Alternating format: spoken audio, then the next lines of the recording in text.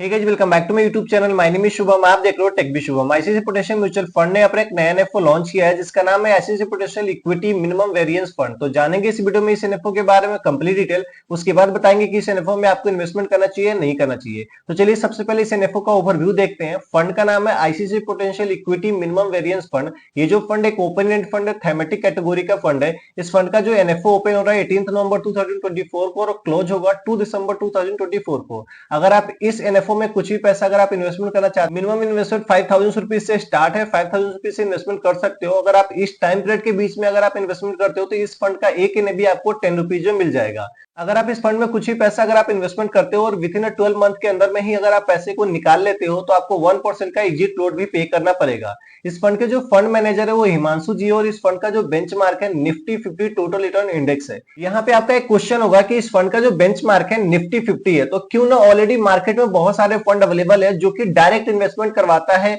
Nifty 50 के 50 stock में, तो क्यों ना हम उसमें इन्वेस्टमेंट करें। इसमें इन्वेस्टमेंट करने का क्या फायदा है, तो मैं आपको बता देता हूं ये फंड किसके लिए अच्छा है, किसको इस वाले फंड में इन्वेस्टमेंट करना चाहिए। सबसे पहले आप इस फंड का नाम को समझिए। मैं आपको फंड के नाम से ही पूरा चीज आपको क्लियर कर दूंगा। फंड का नाम है ICICI Prudential equity minimum variance fund. तो जैसे कि आपको पहले से क्लियर हो जाता है, ये जो फंड है आईसीआईसीआई प्रुडेंशियल का फंड है, इक्विटी में आपका पैसा इन्वेस्टमेंट होगा।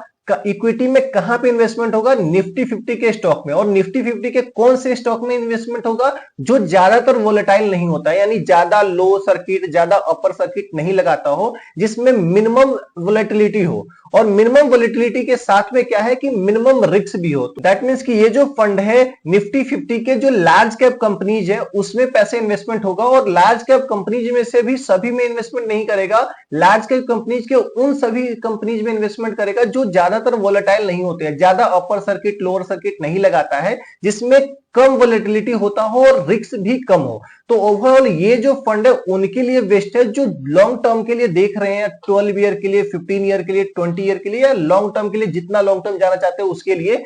तो इस फंड से 12% तक का रिटर्न एक्सपेक्ट कर सकते हो। तो चलिए एक बार निफ्टी 50 जो इंडेक्स है उसको भी समझ लेते हैं, उसके बाद मैं अपना ओपिनियन बताऊंगा। उससे पहले बता दूं कि अगर आप चैनल पे नए हो तो प्लीज चैनल को सब्सक्राइब करके बगल के बेल आइकन को जरूर दबा लेना, क्योंकि इस चैनल पे हम आपके लिए पर्सनल फाइनेंस, बैंकिंग और म्यूचुअल फंड से related video back to back लेकर आते हैं। समझते हैं निफ्टी 50 टोटल रिटर्न इंडेक्स को।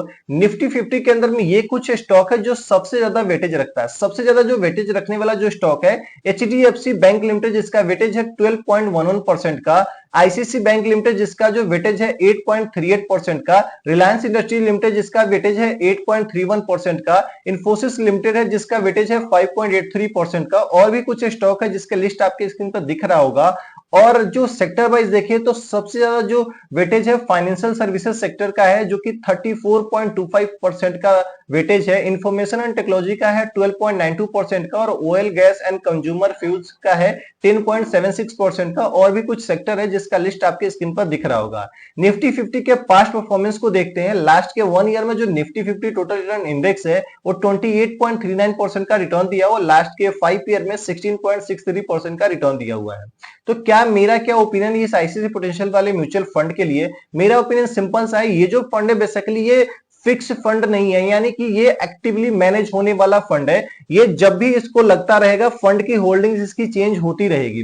तो अगर आपको इस फंड में अगर आप इन्वेस्टमेंट करना चाहते हो तो शॉर्ट टर्म जो करना चाहता है उसके लिए ये फंड बिल्कुल भी नहीं है। जो लॉन्ग टर्म के लिए प्लान कर रहा है 15 ईयर, 20 ईयर, 30 ईयर, 50 ईयर, तो वो इस फंड में इन्वेस्टमेंट कर सकता है। मिनिमम गोल आपका होना चाहिए 10 ईयर के लिए। अगर आप 10 ईयर के लिए प्लान करते हो तो आप इस फंड में इन्वेस्टमेंट करना। और इस फंड से जो रिटर्न आपको एक्सपेक्ट करनी है मिनिमम टू मिनिमम 12% का रिटर्न आप एक्सपेक्ट कर सकते हो। बाकी कैसा लगे वीडियो कमेंट करके जरूर बताइएगा। कुछ भी डाउट एंड क्यूरी हो तो कमेंट सेक्शन में कमेंट कर दीजिएगा। मिलेंगे इसी तरीके नेक्स्ट वीडियो में, तब तक के लिए धन्यवाद। Stay safe, take care.